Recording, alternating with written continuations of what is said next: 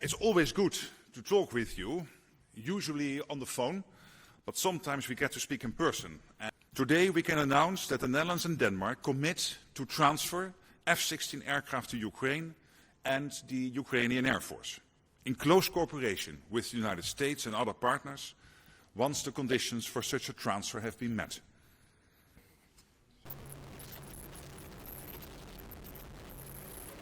Is for one-on-one media, Ms.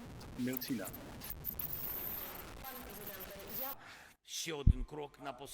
F-16 aircraft are one more step towards improving Ukraine's air defense shield.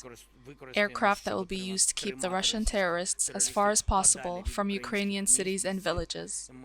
Together with Mark, we agreed a certain amount of F-16 that will be transferred to Ukraine after pilots and engineers have been trained.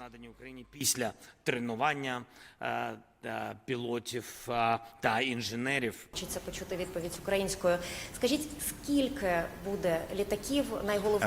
And of course we are looking into whether we can supply all the remaining planes or that still stuff has to be done to update them, or maybe it is not possible. So the exact number I cannot give you, but we are working from the fact that at this moment we still have 42 in stock here in the country. Адже ми знаємо, що наших військових хвалять за те. I can't tell you very concrete number of our Ukrainian pilots because I don't want to prepare Russia to this surprise, which we will prepare them in some period of time. But anyway, we have political decision. We understand the number of jets we can use in the future, nearest or not. It depends on the situation and on the experience of our pilots.